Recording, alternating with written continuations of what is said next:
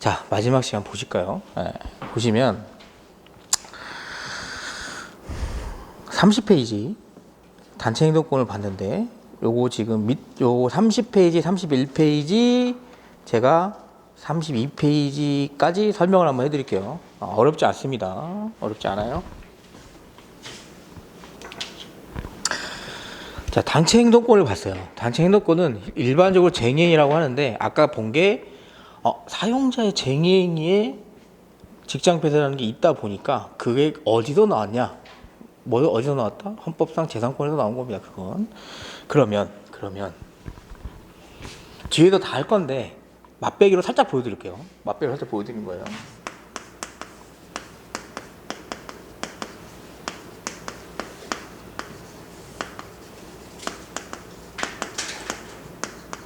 자, 쟁행인데 노동조합이 주체가 돼서 하는 쟁행위를 기준으로 보자고요. 노동조합이 주체로 하고 있는 쟁행위를 기준으로 볼 건데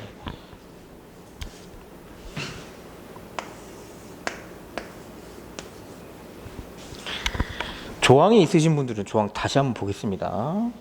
2조 6호 쟁행위람은 파업, 태업, 직장 폐쇄는 아까 했었고요. 기타 노동관계 당사자가 그 주장을 관찰할 목적으로 행하는 행위, 그 주장을 관찰할 목적으로 행하는 행위, 그리고 이에 대항하는 행위는 직장 폐쇄고 뒤에 보세요. 업무의 정상적인 운영을 저해하는 행위입니다. 업무의 정상적인 운영을 저해하는 행위. 자, 그러면 목적이야. 나중에 따지더라도 형태가 어떻게 나와야 돼요?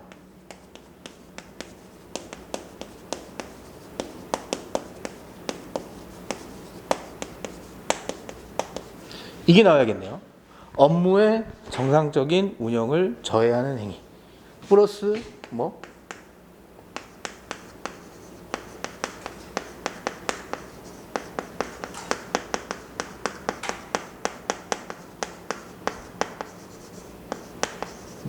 이게 목적인데 목적을 어디서 도출하냐면 노조법 1조 보세요. 목적 1조 보면 이 법은 헌법에 의한 근로자의 단결권, 교섭, 행동권을 보장해서 근로조건의 유지 개선과 근로자의 경제적 사회적 지위 향상을 도모, 노동관계를 공정하게 조정하여 노동쟁의를 예방 해결 함으로써 산업 평화 유지와 국민 경제 발전 이바지. 좋은 말 다 써놨는데 목적은 뭐예요? 결국엔 근로조건과 관련된 사항을 관련해서 쟁행위를 하겠다는 겁니다. 교섭하고. 그래서 그 주장을 관철할 목적이 요거예요. 등이라고 해놓으면 돼요. 등. 요게 시험제 나올 거기 때문에 요거. 그러면 오케이. 알겠다. 업무의 정상적인 운영 저해 어떻게 해야 돼요? 어떻게 해야 돼? 업무의 정상적인 운영 저해를 어떻게 해야 됩니까? 얘네들.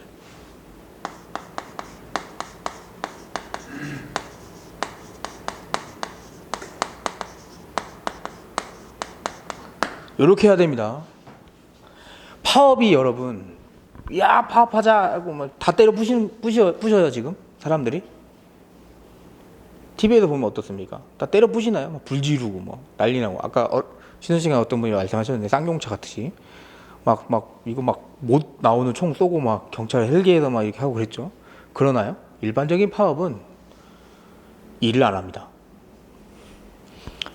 일을 안 해서 기업의 정상적인 운영을 저해하는 거. 그게 뭐다? 소극적 노무 제공 거부하는 겁니다. 여러분이 뒤에서 굉장히 중요하게 봐야 될 게 뒤에가 설명해 드립니다. 이게 업무상 방해죄가 되려면 위력이라는 거에 해당이 돼야 됩니다. 이건 그냥 이건 들어만 보세요. 어차피 제가 할 거가. 위력이 뭐냐면 유형력의 행사. 어떤 업무방해죄는 우리 일반적으로 가게가 있으면 피켓을 들고 손님이 들어오는데 이렇게 못 맞게 막게, 아니면 들어가는데 욕을 한다거나 그런 행위를 말하는 거예요. 근데 이건 뭐예요? 그냥 일 안 하고 있는 겁니다. 그게 위력에 해당되느냐? 문제가 되는 거고, 그게 위력에 해당되는지 여부가 우리 문제인 거지. 문제를 그 논점을 잘못 파악하면 쟁의행위 자체가 업무상 방해죄에 해당되는 이게 아니고, 이 쟁의행위로 하고 있는 소극적 노무 제공이 위력 요건에 해당돼서 구속 요건을 갖췄으니까 업무방해죄가 성립되겠구나 이거예요. 이 단계가 있어야 되는 겁니다. 우리는 시험 답안에. 근데 대부분의 수험생 50% 이상이 이거 뛰어넘고 이게 전격적으로 일어나고 사용자가 대비할 수 없으면 이거 된다 이런 식으로 쓰고, 그게 아니고, 이 소극적 노무 제공은 위력에 해당될 수 없죠. 왜? 여러분 이거 뭐 아무것도 안 하는 걸 뭐라고 하냐면, 조금 깊게 들어간 겁니다. 부작위라고 합니다. 여러분 이제 행정법 보면 부작위 위법 소송을 나올 거예요.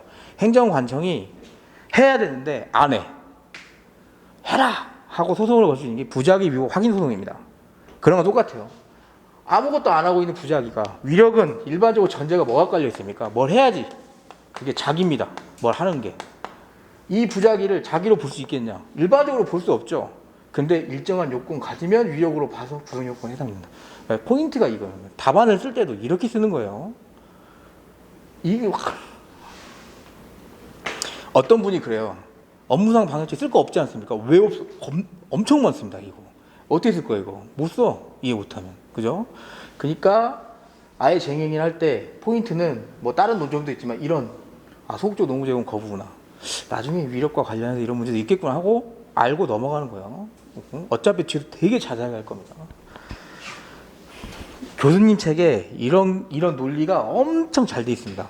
그래도 교수님 책을 보는 거예요. 이런 논리를 알고 내가 나중에 교재를 봐서 암기를 하는 거랑, 이런 논리 전혀 모르고 암기하는 거랑 답안 퀄리티 완전 다릅니다. 이런 논리를 아는 사람은 답안 퀄리티 어떻게 하겠어요? 여길 찾겠지. 여기서는 이거 어떻게 하지? 근데 모르면 판례 빵 평탄은 맞겠죠. 근데 고득점은 힘듭니다. 제가 봤을 때 업무상 방해죄 나오면, 이번 시험 문제도 그렇지만 이런 거 나오면 논리가 엄청 좋으면 엄청 고득점 할 겁니다. 이건 논의가 많이 되고 있는 부분이니까. 그래서 이렇게 조금 기계 같지만 보려고 한 건, 자, 어쨌든 업무상 정상적인 운영을 방해하는 행위가 소극적 노무 제공인데, 관련해서 여러분들이 알아둬야 될 건 사용자의 재산권과 조화를 이루어야 됩니다. 그래서 뒤에 뭐 나올 거예요. 방위단업체, 안전보호시설 나올 겁니다. 그런 거 나올 거다. 여기 교수님이 말한 거는 뒤에서 나올 거니까 맛배기로 보여주는 겁니다. 요런 거. 그리고 요거랑 관련해서 목적, 그 주장을 관찰할 목적과 관련해서 여러분 이런 용어가 나와요. 시험 문제 나오기 힘들어요.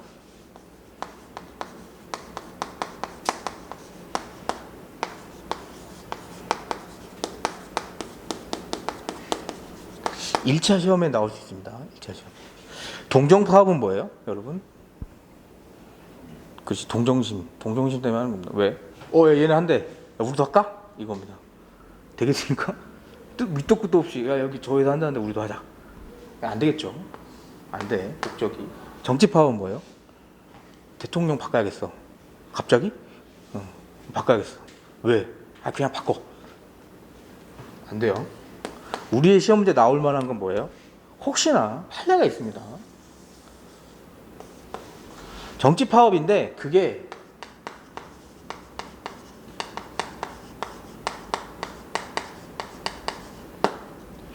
근로기준법 개정에 관한 사항이고, 그게 뭐예요? 우리 회사에 직접적으로 영향이 있는 경우.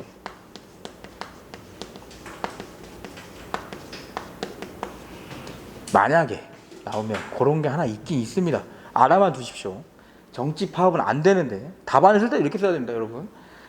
정치 파업인데 근로기준법 개정에 관한 사항이 우리 회사 직접 영향을 미치는 거는 정치 파업도 인정된다. 이게 아니고 정치 파업은 원칙적으로 안 된다.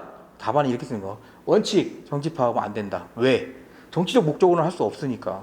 근데 그 정치 파업이라는 형식을 취했지만 안으로 들어갔을 때 그 근로기준법 개정에 관한 사항이고, 그 개정 사항이 우리 회사에 직접적인 영향을 미쳐서 조합원들에게 근로조건에 영향을 미친다면 그건 쟁행의 목적성을 인정할 수도 있겠다. 이런 식으로 하는 겁니다. 아셨죠? 그런 걸 연습을 되게 많이 시킬 거예요, 제가. 그러면 충분해요. 그래서 이런 거. 나중에 이제 나오지만 뭐 권리 분쟁 사항이나 경영 사항 이런 건 제가 뒤에서 다 해드릴 거예요. 그러니까 요거는 굳이 그렇게 깊게 보실 필요 없습니다. 왜? 뒤에 나올 내용을 앞에서 깔아주는 거예요, 지금. 그래서 뒤에 굉장히 자세히 나옵니다. 우리가 아까 할 건 우리 두 번째 시간을 잘 기억해 주시면 돼요. 그거 그렇게 해서 넘어가시면 됩니다. 쭉쭉. 오케이.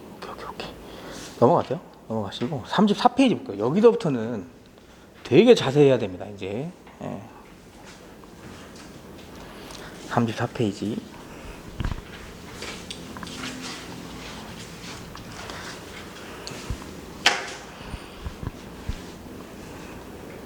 한 번 나왔습니다.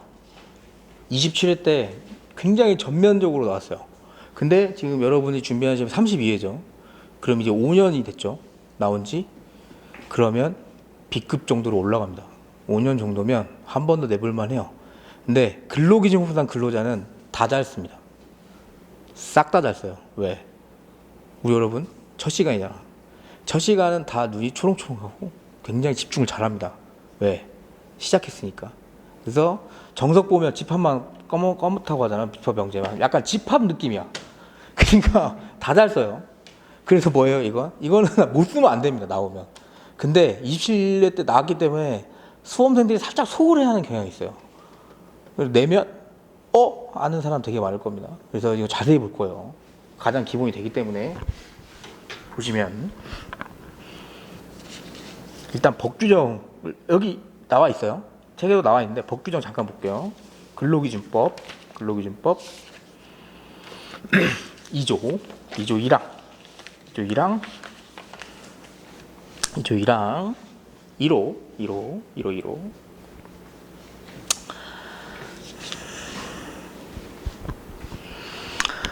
근로기준법상 근로자를 근로기준법에서 당연히 정의하고 있겠죠. 보시면 1호 근로자란 직업의 종류와 관계없이 임금을 목적으로 사업이나 사업장에 근로를 제공하는 사람을 말합니다. 자, 아까 우리 봤어요. 이 그림.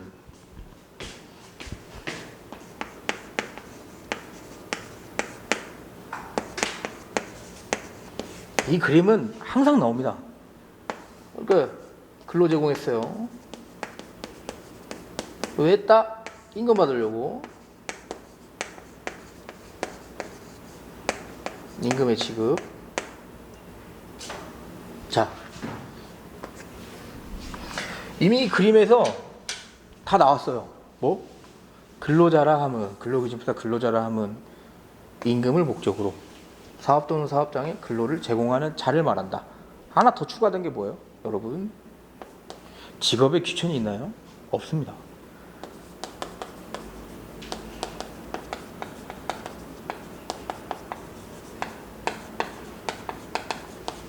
이렇게, 그죠? 직업의 종류와 관계없이. 이따 여러분들이 저녁 식사하시고 보실 부분은 요거랑 노조법상 근로자랑 비교를 한번 할 거예요. 포인트가 조금 다릅니다. 자, 근로기준법상 근로자, 개념 저거 뺐어. 오케이. 근데 왜 이걸 규정을 할까?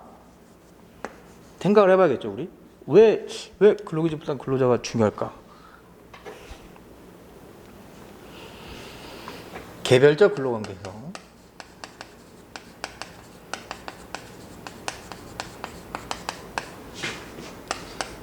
규율하는 법이 근로기준법이었습니다. 근로기준법상 근로자가 되면 근로기준법의 보호를 받을 수 있겠네요. 그죠? 그래서 근로기준법상 근로자가 중요합니다. 근데 이거 별로 어렵지 않은데요? 아니, 조항이 있잖아요. 법 조항에 그대로 판단하면 되지 않나요?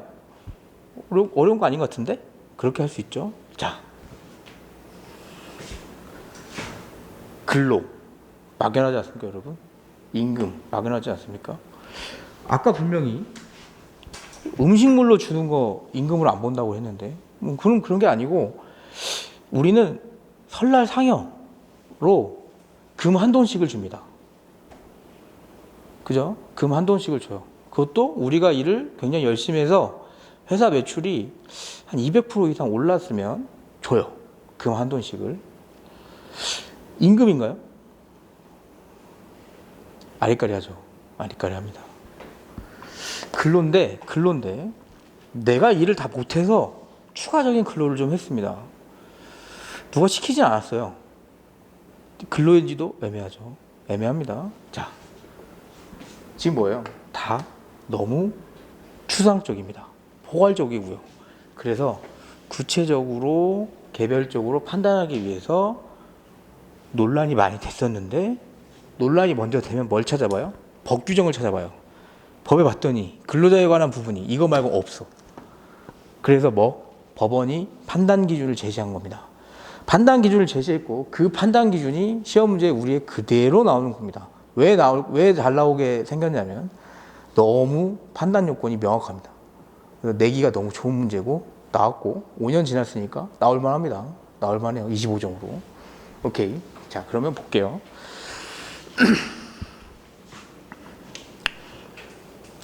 보시면 34페이지 A 보세요. A. 사업입니다. 아까 이게 개념에서 나온 거예요. 위에서 이렇게 나와 있죠. 근로기준법 직업의 종료 관계 없이 임금 목적으로 사업 또는 사업장에 제공하는 잔대. 사업은 뭐냐면 어렵게 생각하지 마십시오. 사회생활상의 지위에서 하는 일로서 계속적으로 하는 작업 조직을 말한다. 사업장이란 사업의 일부분으로 업무, 노무 관리, 회계를 독자적으로 수행하는 것을 말한다. 그냥 사업체입니다. 사업체. 크게 생각하실 필요 없고, 꼭 만약에 이걸 쓰고 싶다, 쓸 일은 거의 여기 쓰고 싶다 하면 각주 4번 보세요. 각주 4번. 각주 4번에 하나의 사업이란 경영상의 일체를 이루는 하나의 사업 조직, 이렇게 쓰면 돼요. 만약에 쓰게 되면 쓸 일은 거의 없어요. 근데 여러분 여기서 알아둬야 할 건 뭐냐면 사업 또는 사업장이라고 했습니다. 사업에 대해서 종류를 제한했나요? 여기가? 안 했습니다. 즉 영리 목적이든 비영리 목적이든 상관없다 이겁니다. 영리 목적이든 비영리 목적이든. 그래서 영리 목적, 비영리 목적 상관없이 공익사업도 상관없습니다. 그렇게 알아만 두십시오. 알아만.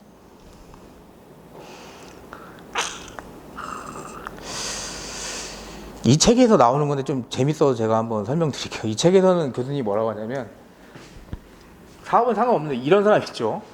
우리 에어컨이 만약에 안 돼요. 에어컨이 안 돼서 AS센터를 불렀습니다. 그럼 어쨌든 그 AS센터는 나한테 와서 돈을 받아가는 사람이잖아요. 그 사람 근로자입니까? 우리 사업체? 그렇진 않죠. 그렇지 않아요. 왜? 그 사람 여기 전자 소속이겠지. 그죠? 근데 그런 거 안 된다면 일시적으로 와가지고 가혹수리를 해주는 거나 이런 거. 그러니까 혹시나 나중에 읽을 때 헷갈릴까봐 설명드린 거예요. 그 내용이 나옵니다. 복습할 때 여기서부터 읽으셔야 돼요. 복습할 때는 34페이지부터는 꼼꼼하게 좀 읽으세요. 제가 얘기한 게 그때 얘가 수업 시간에 이걸 말했구나 이거 할 거예요. 일단 알아둘 건 아니어서. 자, 35페이지 C 볼게요. C. 근로의 제공입니다. 근로의 제공인데 설명드릴게요. 요건 잘 알아두세요. 요거 이제 판례입니다. 근로의 제공인데 일단 이 근로의 제공은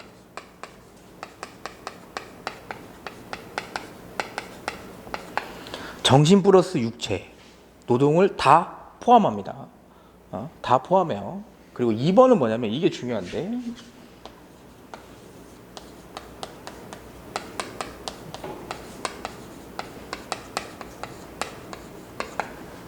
종속적인 지위에서 근로를 제공하는 겁니다. 이게 무슨 말이냐면 우리가 대등하게 사장님 여기 우리 저 이사 갈 건데 우리 인테리어 좀 해주세요. 그러면 돈 얼마 주고 인테리어 맡기면 본인이 하죠. 거기에 대해서 우리가 이렇게 잘못했으면 컴플레인 걸고 할 수는 있지만 근데 그게 아니고 오늘 요거 복사 300페이지 하고 가. 그렇게 하지 말고 다시 양면으로. 그거 말고 스캔도 하고. 어떤 느낌입니까? 시키고 있죠. 그런 느낌을 근로를 말하는 겁니다. 종속적인 지위. 그러니까 사용자가 위에서 종속적으로 시키는 지위. 종속적 지위가 여러분들을 계속 이제 판례에서 계속 강조할 거예요. 그렇게. 그래서 종속 노동을 포함을 한다. 그게 포함되어 있다. 그리고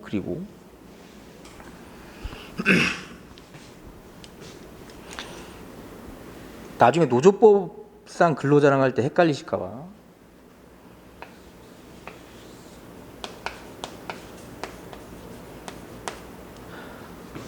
이 사람은 여기서 취업이 되어 있는 사람입니다. 그죠? 실업자는 해당 안 돼요. 이따 노조법상 근로자랑 할 거예요. 노조법상 근로자는 임금을 목적으로 하나 더 붙어 있습니다. 그 밖에 이에 준하는 금품으로 생활하는 자.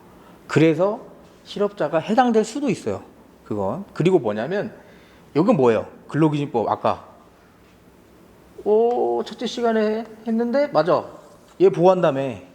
얘 보호하려고 만든 법이잖아요. 근데 노조법은 뭐예요? 노조법상 근로자. 노조법은 노동조합의 노동 상권, 향유 주체를 보호하려고 하는 거잖아요. 실업자라고 해서 단결권, 단체교섭권, 단체행동권 막을 수 있나요? 막기 쉽지 않습니다. 그렇죠? 그러니까 차이가 좀 있는 거예요. 헷갈리시면 여기서부터 헷갈려 버리시면 안 됩니다. 그래서 노조법상 근로자는 나올 수 있어요. 네. 충분히 나올 수 있습니다. 그거 판례도 나왔고 그리고 최근에 항만하역자 관련해서도 이 교수님도 그렇고 생각보다 각주에 되게 공을 들였거든요. 항만하역자도 내면 냅니다. 예전에 항만하역자가 왔다 갔다 했어요. 판단 기준 이따 뒤에서 할 건데 자세히 볼 텐데. 근데 지금은 항만하역자가 노조법상 근로자 인정해버립니다. 대법원 판례에서 내면 냅니다. 그거 충분히. 다들 캐디를 예상하지만 전 항만하역자 나올 것 같아요. 만약에 나오면 캐디는 너무 뻔하잖아. 너무 뻔하고 이미 작년 1월 달부터 고용보험 가입 의무 대상이 됐기 때문에 그 사람은 이미 논의에서 끝나버린 사람이에요. 항만하역자는 이제 논의의 대상이 되겠죠. 그런 사람들이 나와요. 자, 이따 설명드릴 거예요. 자, 지금은 뭐다? 근로기준법상 근로자만 보는 거예요. 그렇게. 그래서 근로제공은 종속적 노동이다. 넘어가시면 쭉 넘어가세요. 그리고 36페이지 임원의 근로자성 볼게요. 임원의 근로자성. 이거 엄청 헷갈리시던데. 나올 수 있죠. 나올 수 있습니다.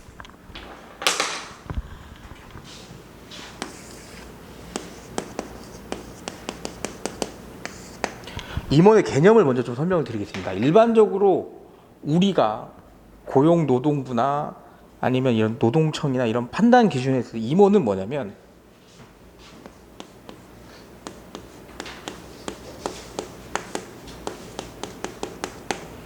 등기 임원을 말해요. 등기가 돼 있냐 이거지. 내가 임원으로 등기가 돼 있으면 난 임원입니다. 내가 그 회사에서 돈을 받으면 뭐예요? 월급이에요? 아니에요. 그냥 등기 임원 보수. 임원으로서 받는 월급은 아니고 임금은 아니고 보수. 수수료 개념이 더 강합니다. 즉 뭐다? 임원은 잘 써주셔야 돼요. 이거 항상 먼저 나와야 될 거. 근로자 아닙니다. 근로기준법상 근로자 아니에요. 이게 원칙입니다. 이게 원칙. 시험 문제 나오면 등기 임원이 나올 겁니다. 등기 임원이 나오는데 뭐다?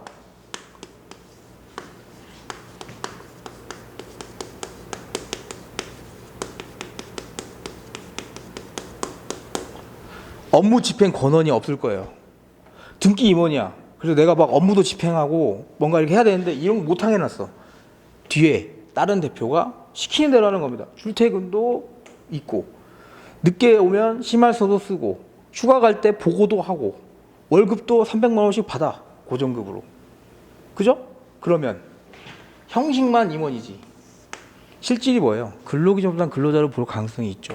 그 판례는 뒤에서 볼 거고 여기서 여러분이 알아둘 건 임원은 뭐다? 원칙적으로 근로기준법상 근로자 아니다. 이게 1번으로 깔려주고 답안지 들어가는 겁니다. 근데 2번 나오겠죠? 당연히 문제는 임원이 근로자성 같이 보이니까 문제를 냈겠죠. 답안도 근로자라고 보고 문제 낼 겁니다. 하지만 이 1번 빠지면 안 돼. 왜? 임원은 아니죠. 왜 굳이 그렇게 써야 됩니까? 하는데 아니 그러면 단어 자체가 다르잖아요. 지금 임원하고 근로자랑 구분할 시직이 없잖아요. 그러니까 우리가 임원의 문제 나오면 작은 목차 하나라도 임원은 원칙상 근로기준부사 근로자와 다른 개념이기 때문에 아니다. 하지만 이 등기 임원이 형식상 등기고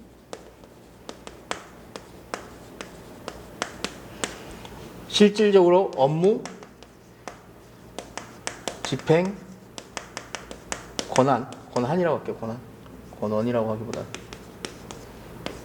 없다면 이 사람은 근로기준법상 근로자로 볼 여지가 있다.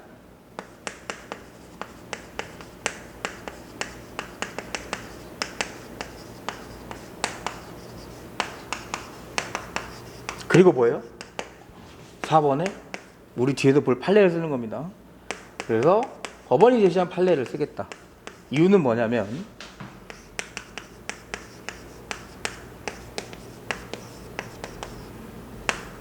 이랑 1호인가? 2랑 1호.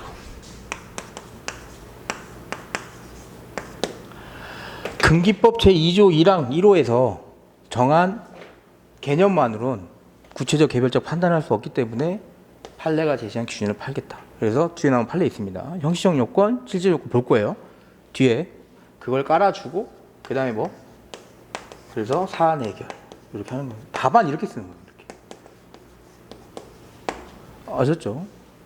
임원 문제가 나오면 임원의 근로자성 판단은 그 판례 박으면 돼. 이게 아니고 원칙은 뭐예요? 이거 빼먹으면 안 돼. 네. 근로기준보다 근로자랑 다른 개념입니다. 안 되는데 이런 거 없네? 따져봐야지. 이게 뭐예요? 저희가 말하는 그 연결고리입니다. 판례에 항상 들어간 연결고리. 이거 똑같아요. 학원 모의고사 이거 쓰잖아? 안 나와. 점수 안 나와요. 왜?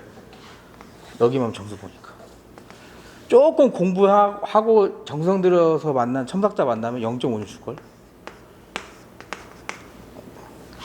0.5점보다 훨씬 큰 점수 받을 겁니다. 이렇게 쓰면. 임원은 근로자가 아니에요. 그거 그렇게 보면 됩니다. 교수님 책을 잠깐 보세요.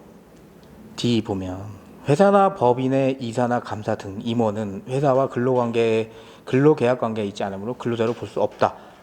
박아버렸죠. 단정적으로 표현하는 겁니다. 교수님들이 소목차 뒤에 바로 쓰는 문구는 원칙이에요. 원칙. 근데 우리 수험생들이 공부를 할 때 조금 잘못된 게 뭐냐면 예외가 시험 문제 나오니까 자꾸 예외를 파요. 그 예외가 원칙이 될 수는 없습니다. 근데 답안 쓸 때 100% 이렇게 써요. 2번부터 써. 문제 소재에서도 형식상 등기고 업무 집행 권한이 없고 출퇴근에 뭐 지휘를 받고 구체적인 지휘나 감독을 받고 있으므로 근로기준상 근로자 문제가 된다. 그래서 판단 기준 이거까지 쓸 거예요. 많이 쓰니까. 금기법 2조 1항 가지고는 판단 기준이 부족하니까 판례 제도로 살펴보겠다. 근데 저 1번 안 쓴다고. 원칙을. 문제 소재를 이렇게 쓰면 되죠. 아니면 따로 목차를 빼던가. 문제 소재는 그렇게 쓰고 따로 목차 1 원칙. 임원은 회사와 근로계약 관계가 아니기 때문에 근로기준부상 근로자로 볼 수 없다. 하지만 2. 근데 여기서 형식상 등이 이렇기 때문에 근로기준부상 근로자 볼 여지가 있다. 이렇게 하는 겁니다. 요거 한 줄 하려고 여러분들은 1년 동안 달려오는 거예요. 놓치지 않게. 이럴 수 있어요.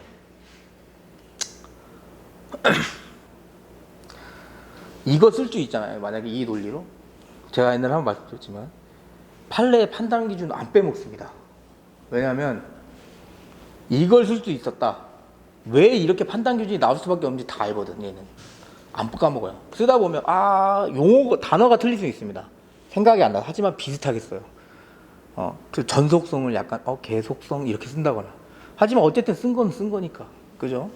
물론 단어를 똑같이 쓰는 게 좋긴 하죠. 하지만 의미가 전달만 되면 돼요. 아셨죠? 그렇게. 그래서 이렇게 스터디도 적어낼게요. 적어낼 겁니다. 이따가 근로기준법상 근로자하고 판단 기준 다 합쳐서 천천히 보세요. 천천히 하나씩 해드릴게요. 그 다음에 4번 보시면 노조법상 근로자.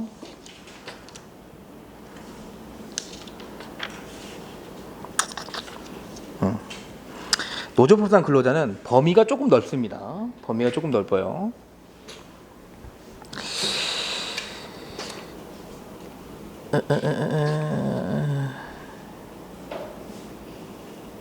순서대로 보시죠. 오케이.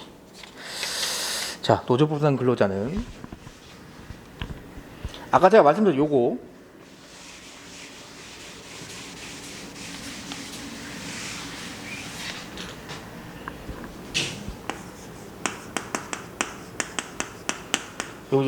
수업 시간에 이렇게 쓰는 거고, 여러분들은 답안을 쓸 때 항상 노동조합 및 노동관계조정법 쓰고 뭐라고요? 이하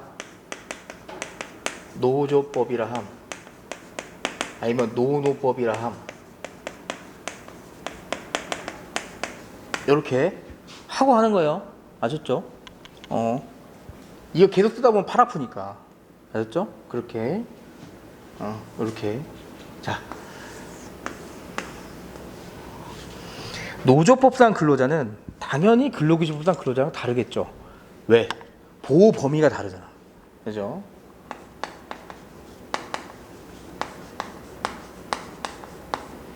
노동 3권의 향유 주체입니다. 이걸 잊으면 안 돼요, 절대. 근로기준법상 근로자는 개별적 근로관계에서 사용자한테 불이익한, 부당한, 법에 위법하는 행위를 방지하기 위해서 근로기준법상 근로자를 판단한다면, 노조법상 근로자 판단은 뭐냐면 노동 3권의 향유 주체가 되는지를 판단하는 겁니다. 되는지를. 자, 그러면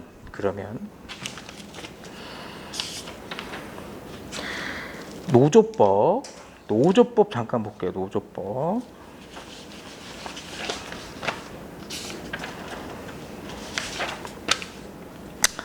노조법 똑같습니다. 노조법 2조 1호 노조법 2조 1호. 근로자라 함은 직업의 종류를 불문하고 똑같아요. 임금, 급료, 기타, 이게 다르겠네요. 이에 준하는 수입에 의하여 생활하는 자를 말합니다. 즉 임금, 급료 요건 똑같은데 기타, 이에 준하는 수입에 의하여 생활하는 자. 그러면 보면 노조법상 근로자는 이게 아니어도 된다는 거네요. 왜? 기타, 이에 준하는 수입. 범위가 훨씬 커진 겁니다. 범위가 훨씬 커진 거예요. 그래서 노동상권 향유주체를 볼 때는 굳이 내가 이게 아니라고 하면 뭐예요? 사업장에 소속되지 않아도 된다는 겁니다. 지금 사업장에 소속돼서 종속적인 근로를 제공하는 자가 아니어도 그냥 내가 생활할 때 필요한 기타 이에 준한 수입을 받고 있는 사람이라면 노동상권 향유주체가 될 수 있다. 그래서 이미 노조법상 근로자 문제가 나오면 무조건 근로기준법상 근로자랑 1번 뭐예요? 까먹으면 안 돼.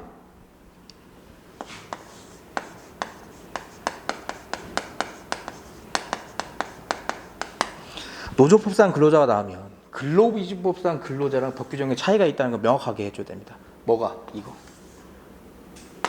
이게 노조법상 근로자가 근로기준법상 근로자보다 범위가 넓다는 걸 직접적으로 인정해주고 있는 근거기 때문에. 2번 뭐예요? 2번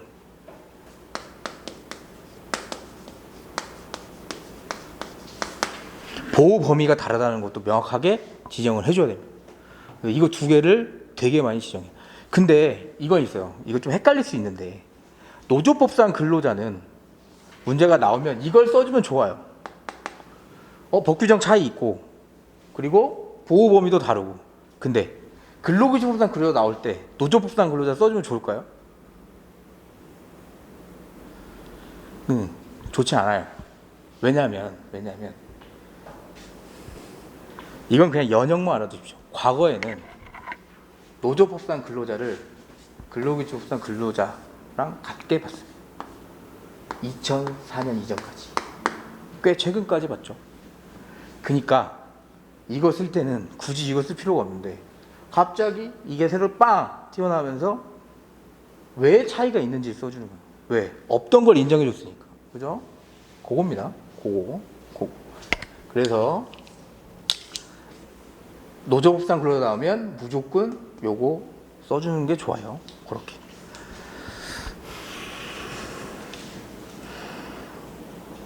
오케이.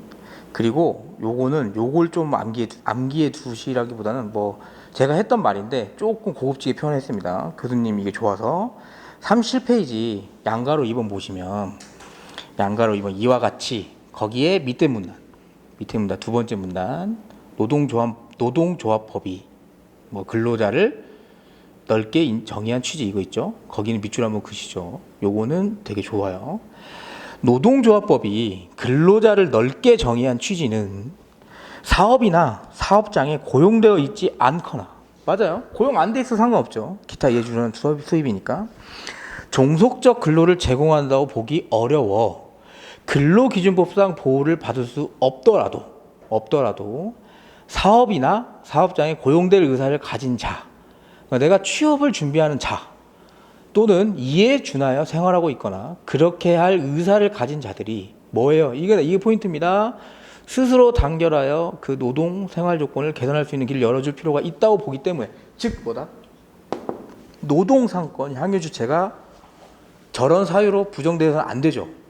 그렇기 때문에 인정해 주겠다. 그래서 이 취지는 이렇게 써도 됩니다. 근데 왜 저랬는지를 임종일 교수님이 잘 설명해 주셨어요. 이런 거는 한번 나중에 복습할 때 읽는 거예요. 아 맞다 이런 취지가 있었지. 그렇게. 그리고 각주 1번 보세요. 각주 1번. 처음이었죠. 그래서 이때 캐디가 문제 나온다고 엄청 말이 많았는데 아직 안 나왔습니다. 아직 안 나왔어요. 캐디가 받는 그 KDP라고 하죠. KDP가 기타 이에 준하는 수입으로 받습니다. 그래서 노조법상 근로자 인정했을 때 캐디가 1번이었어요 원래. 근데 지금은 캐디는 다 알고 있기 때문에 잘 안 낼 거예요. 제가 봤을 때는 항만하역자가 한번 나올 만합니다. 요거 항만하역자 같은 경우 제가 1기나 2기 때 한번 낼 거예요. 그래서 한번 써보는 것도 좋습니다. 과거에 판례가 뒤숭숭했거든요. 근데 통일을 시켜버려서 그렇게 해서 넘어가시고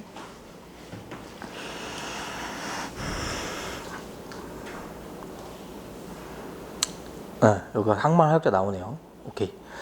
38페이지 양가로 3번 보시면 양가로 3번 이거는 줄 긋지 마시고 그냥 보세요. 판례는 한동안 근로기준법상 근로자와 노조법상 근로자를 구별하지 않았습니다.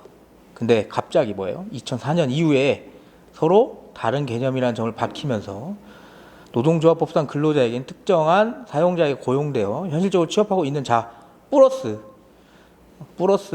일시적으로 실업 상태에 있는 자 플러스 구직 중인 자도 노동상권 보장 필요할 수 있다고 포함된다 하고 나와 있습니다. 그래서 나온 게 각주 1, 2번인데 설명해드리고 볼게요. 설명해드리고 항만하역자는 나올만해요. 지금 노조법상 근로자하고 근로기준법상 근로자 판단 기준은 아직 안 나왔습니다. 제가 이따 뭐 시간 되면 지금은 못할 것 같고 식사하시고 오시면 설명을 드릴 텐데 일단 항만하역자가 어떤 사람인지를 알아야 돼요. 안 그러면 생각보다 이해하기 힘들어요. 항만하역자는 뭐냐면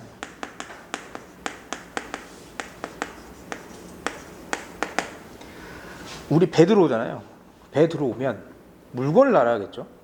컨테이너 박스 같은 거 말고 컨테이너 박스 열어도 여기 물건이 어디 배송지가 다르겠죠. 그런 물건을 나르는 사람들이야.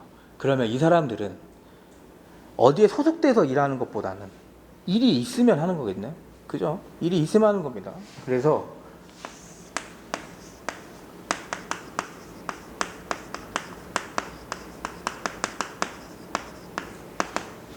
과거의 근로기준법상 근로자랑 2004년 이전에 뭐예요? 노조법상 근로자랑 같이 봤죠. 같이 봤기 때문에 근로기준법상 근로자냐 판단을 해보면 아닙니다. 왜?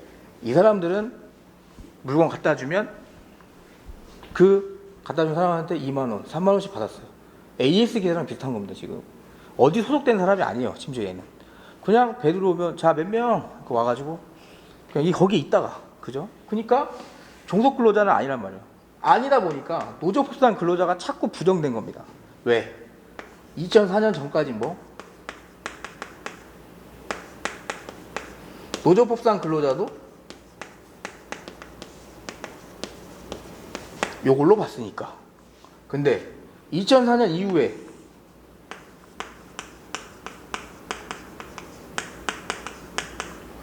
다른 개념이네 둘이 해서 노조법상 근로자가 판단 기준이 나왔습니다.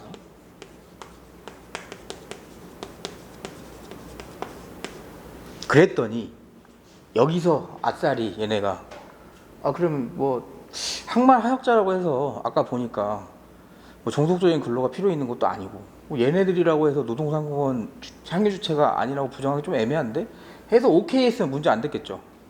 근데 이때도 오락가락했습니다. 이거 쓰면 안 돼.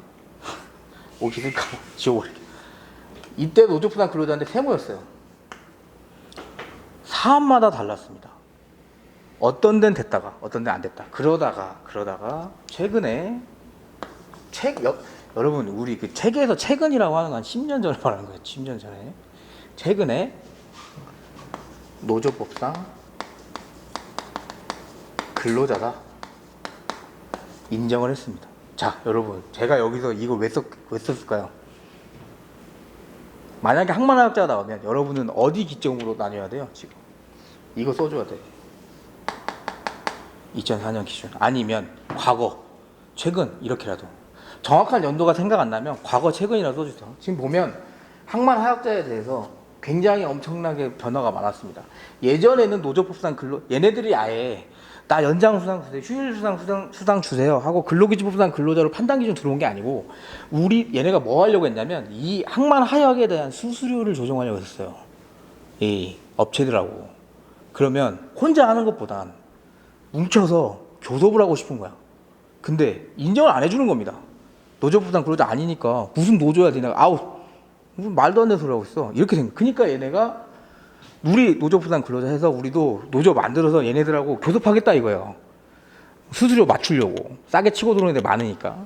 근데 판례가 계속 법원이 근로부상 근로자 판단기준 똑같이 보니까 안 되는 거라. 그냥 계속. 그러다 2004년 후에 다른 개념이니까 다르게 봅시다 하고 아까 그 논리랑 판단기준이 조금 확대돼요. 뒤에서 보여드릴 거예요. 보호범위가 노동권, 사무권, 향유 주체라면 얘네 봐줘야 되지 않냐 했는데 어떤 법원은 인정해주고 어떤 법원은 인정하지 않았습니다. 그러다가 최근에 노조법상 근로자 인정해준 사례가 나왔죠. 그래서 정리가 된 겁니다. 답안을 쓸 때 목차는 이렇게 잡히는 겁니다. 아까 노조법상 근로자 나올 거고 그러면 목차 1에 문제의 소재 쓰고 2에 등기법상 근로자 차이 쓰고 뭐예요? 3번에 판례의 태도 해서 쭉쭉쭉 써주면 되죠. 2004년 이게 판례 쓸 때도 여러분 팁을 잠깐만 드리면 이거 특이하지 않습니까? 이거 일정한 시점 기준으로 해서 굉장히 격변을 일어났잖아요. 그러면 여기에 앞에 문제의 소재를 하나 더 써주는 거야. 뭐라고 쓰냐면 해당 판례는 노조법상 근로자와 근로기준법상 근로자를 같이 봤지만 2004년 이후에 큰 변화를 이루었다. 이런 식으로 해서 쭉 써주는 겁니다. 그러면 얘는 이런 것도 안 해. 이렇게. 아셨죠? 그렇게. 그래서 나오면 KD보단 항만화학자가 나올 확률이 있습니다. 내면. 너무 좋죠. 내기가. 그렇게. 그래서 각주 1번 볼게요. 각주 1번. 시장의 하역 작업자는 특정 사업과 사용 종속 관계가 있지 않으므로 노조법상 구성원이 될 수 없다고 하고 이게 오락가락 하고 있는 상황입니다 지금. 그리고 그 다음 판례 노조법상의 근로자는 타인과 사용 종속 관계 아래서 노무에 종사하고 대가로 임금 등을 받아 생활하는 자를 말한다고 하며 근로기준법상 근로자와 노동조합법상 근로자 일괄와 동일하고 옛날에는 정의를 하고 있었어요. 근데 각주 2번 보세요. 각주 2번 보면 숫자 뒤에 보세요. 건설 중인 항만에서 불원관 하역 등의 업무에 종사하는 자에 대하여 단순한 실업자나 구직자와 달리 취업의 시기를 특정할 수 없을 뿐 뭐예요? 취업 자체는 확실히 되어 있는 특별한 사정이 있다 하여 노조법상 근로자에 해당한다고 명확하게 봤습니다. 2004년에. 그걸 잘 알아두십시오. 왜냐하면 어차피 얘는 일할 사람이잖아요. 뭐가 들어오면. 그러니까 그렇게 되는 거예요. 그렇게. 그래서 항만하역자를 꼭 잘 알아두세요. 그렇게. 그 다음에 2번 보시면 옆에 39페이지 2번에 고객 봉사자의 근로자성 보면 여러분들이 집에 가서 봐야 될 부분은 거기입니다. 판례라고 했죠. 판례는 오랫동안 하역 작업자 이거 있죠. 그게 아까 제가 말씀드린 겁니다. 여러분 맨 끝에를 보세요. 최근 판례는 사업장에 고용되어 있지 않은 항만 하역 작업자도 노조법상 근로자에 해당한다고 판시하여 주목할 만하다. 이렇게 나와 있습니다. 2번 각주 2번 보면 언제 판시한 겁니까? 2011년도에 판시했네요. 굉장히 최근입니다. 굉장히 최근. 그렇게 하면 되겠어요. 그 다음에 이제 근로기준법상 근로자인데 근로기준법상 근로자 할만합니까? 응? 피곤하죠?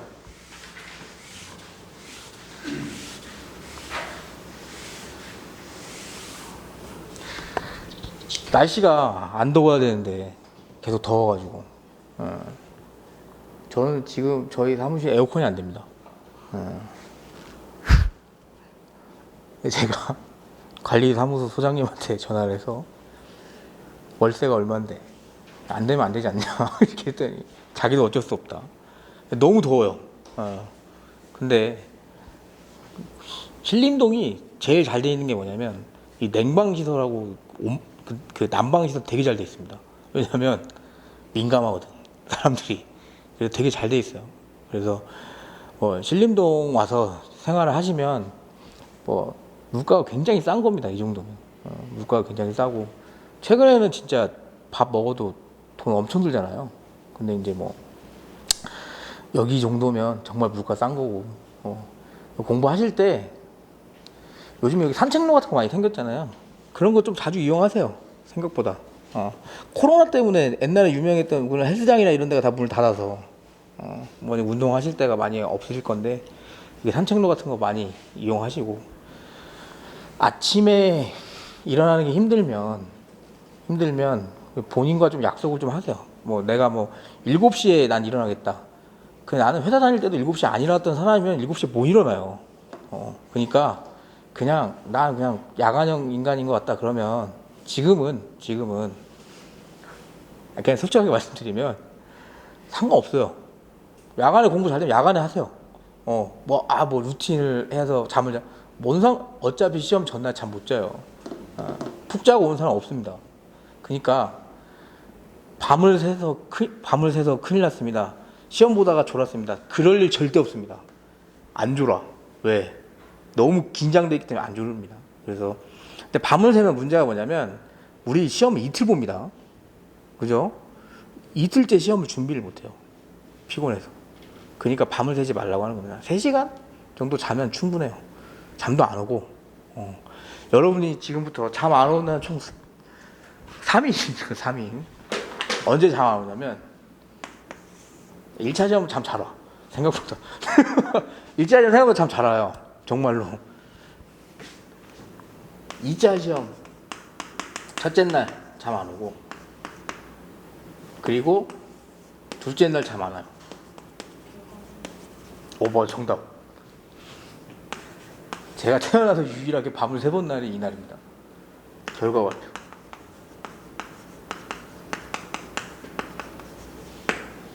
절대 안 옵니다. 잠. 되게 쿨하게 어차피 지금 좀 피곤하니까 우리 수업 되게 열심히 잘 나왔으니까 말씀드리면 절대 잠 안 와. 되게 잔인합니다. 산업인력공단이 되게 잔인하게 합격자가 한 달 전에 넘어가는 걸로 알고 있습니다. 한 달 전에 넘어가서 오류가 있는지 없는지를 판단을 해요. 얘네가. 그래서 이미 얘네는 알고 있죠. 그리고 예약 문자를 다 걸어놓습니다. 나는 떨어졌는지 안 떨어졌는지 보고 싶지 않다 해도 알게 됩니다. 실제 그런 분도 계셨거든요. 연기를 듣고 있어요. 나는 떨어질 줄 알고. 근데 카톡이 온 거야. 딱 열어봤더니 붙은 겁니다. 너무 좋겠죠. 환불도 하고 가시는 거. 강사도 좋아요. 수업다 가면 너무 좋잖아. 합격했다는데. 이날 절대 잠 안 옵니다. 그러니까 어차피 잠 안 와요. 요 날은 좀 자세요. 2차 시험 때 잠 안 자면 멍해요. 그리고 문제 잘못 읽을 확률이 되게 큽니다. 뭐가 쉬운 것처럼 다른 걸 막 쓰고 있어요. 그리고 저 팁을 알려드리면, 내가 문제 잘못 다른 거 썼어요. 이미. 그러면 얼른 바꾸세요. 어떡하지 이걸로 막 X배 쳐버리고 다시 쓰세요. 이게 낫습니다. 이런 답안지가 그대로 들어가거든요, 교수님한테. 그러면 교수님 입장에서는 잘못 파악했다가 다시 파악했구나 이런 느낌인데, 이거 살리겠다고 막 이렇게 막 꺾어가지고 막 쓴다? 그러면 뭐라는 거야 이거, 막 잘못 이해했나? 이런 느낌 나오면 차라리 지워버리십시오. 이게 모의고사의 패인데, 모의고사는 이렇게 써서 이렇게 연결하면 그래도 잘 살리셨네 막 이러거든요. 용기를 주려고 하는 거짓말입니다, 여러분. 믿으면 안 돼요. 제가 항상 생각하는, 제가 말씀드렸잖아요. 공부를 되게 오래 했고, 그리고 다른 공부도 오래 했고, 인생에서 이렇게 뭘 합격한 게 운전면허 시험 이후로 이게 처음이었던 것 같아요. 진짜로. 그래서 하여튼 그냥 재수가 계속 없었습니다, 저는. 그래서 이렇게 하다 보니까 제가 안 믿는 말 중에 하나가 이건 안 믿어요, 생각보다. 이게 저는 개인적으로 사람은 공평하다고 생각하기 때문에 사람이 가지고 있는 운은 100이라고 생각합니다. 근데 물론 여러분 시험 볼 때 되게 좌절하면 안 되는 게, 운이 따라줘서 진짜 되는 사람이 있습니다. 주변에. 정말 있어요. 그럼 왜 나는 이렇고 왜 얘는 이럴까? 이게 아니고, 이 사람은 100을 다 썼다고 보면 돼요. 조금 요즘에 느끼는 건데 되게 쉽게 된 친구들이 있습니다. 노무사 합격하고 가시면, 여러분 내년에 합격하고 가시면 이렇게 이해하시면 안 돼요. 공부를 오래 했다고 해서 고생을 오래 한 게 아닙니다. 공부 기간보다 네가 공부를 어떻게 했는지가 중요한 거예요. 제 동기들 중에도 땡동차가 있었고, 제가 이제 같이 일하고 있는 노무사님들 중에 땡동차 있어요. 근데 그분 말 들어보면 신림동의 얘기만 꺼내도 싫어요. 정말 죽고 싶을 만큼 한 겁니다, 그 사람은. 아침에 일어나서 잠들 때까지 거울 보고 혼자 말했대잖아요. 말할 사람이 없어서. 그 정도로. 그리고 지금은 말이 너무 많아. 그죠? 그러니까 그 정도로 했기 때문에. 그러면 됩니다. 근데 운 따라줘도 돼서 되게 우습게 보는 친구도 있어요. 여러분, 그런 친구들 합격하고는 똑같아요. 생각보다 수습 구하고 똑같이. 근데 딱 4년 지나면, 제가 이제 한 5년 정도 됐거든요. 4년 지나면 차이 확 납니다. 그 친구들은 되게 쉽게 땄기 때문에 굉장히 자격증에 대한 이걸 이렇게 막 해요. 그래서 생각보다 나중에 보니까 실력 차가 이렇게 나요. 따라잡지 못합니다, 그런 친구들은. 이런 게 있어요. 돈 많이 주는 기업 왔다가 일이 좀 빡세지면 또 다른 기업 갔다가, 생각보다 노무사 자격증에서 취업 되게 잘 돼요. 그러다가 난 내 여가 시간이 좀 필요한데 공공기관 살짝 들어갔어. 나왔어. 필드에 딱 나갑니다. 나 이런 생각하거든요. 나중에 한 40살, 50살 먹어서 은퇴할 때 나가서 사무실 차려봐. 임대료도 안 나옵니다. 지금 이미 자리 잡고 있는 노무사들은 다 잡았습니다. 여러분들은 어떻게 해야 되냐면, 내가 진짜 열심히 해서 따면 그 자리 잡고 있는 노무사가 될 수 있어요. 아직까지는 많아요, 자리가. 이미 자리를 잡은 애들은 자리 잡았지만 아직까지 여러분 치고 들어갈 게 많거든요. 왜 그러냐면, 제가 왜 이런 생각을 하냐면, 솔직하게 말씀드리면, 제가 지금 29기 30기 분들을 쓰고 있습니다. 채용 노무사님으로. 30기 분들의 특성이 뭐냐면, 지금 다 그렇진 않겠지만 노무법인에 있으려고 안 해요. 빡세거든. 월급 200만 원 주면서 수습 때 집에도 못 가고 주말에도 나와야 되고, 그죠? 못 견뎌요. 그러니까 다 어디로 가냐? 기업으로 갑니다. 요즘 기업에서 노무사들 대우 엄청 좋아요. 네. 초봉 5, 6천 그냥 받아요. 수습기간만 딱 끝나면. 가서 할 일이, 여러분 기업 가고 막 이렇게 할 것 같죠? 이미 여기는 경력이 많은 인사팀장이 꽉 잡고 있어요. 여러분 여기 가서 노무사 업무를 안 해요. 뭐 하냐면 뉴스레터만, 뉴스레터. 동향만 파악하고, 그죠? 노무법인에 있으면 빡세죠. 자꾸 밀어 누르니까 업무는 끝나지도 않고. 그죠? 저희 지금 있는 노무사님들도 그래요. 근데 버텨야지. 저도 그랬고. 이 버티다 보면 잘 되는데 특성이 좀 그런 것 같아요. 다 기업 아니면 공공기관 가시더라고. 안 맞으니까. 그죠? 그래서 자격증을 따시면 생각을 많이 하시겠지만 전 개인적으로 좀 노무법인에 한 3년은 있었으면 좋겠어요. 3년 있으면 그때부터 조금 달라요. 이렇게 생각하시면 됩니다. 여러분 처음 나갔잖아. 이거 물론 시험 합격해서 대단한데 나와서 하는 일을 보면 전혀 할 줄 몰라요. 근데 누가 이런 말을 하죠. 오히려 돈을 받고 수습 노무사님을 써야 되는데 우리가 돈을 주고 밥도 먹여가면서 가르치고 있잖아요. 근데 1년이 돼도 잘 못합니다. 솔직히 말해서. 저도 그랬고, 그러니까 3년 정도 돼야 눈에 보여요. 저도 그랬거든요. 저도 1년, 2년, 3년은 잘 몰랐습니다. 몰랐는데 아는 척한 거야. 지금도 잘 몰라요. 근데 예전에 했던 것보다는 많이 배웠으니까 알겠죠.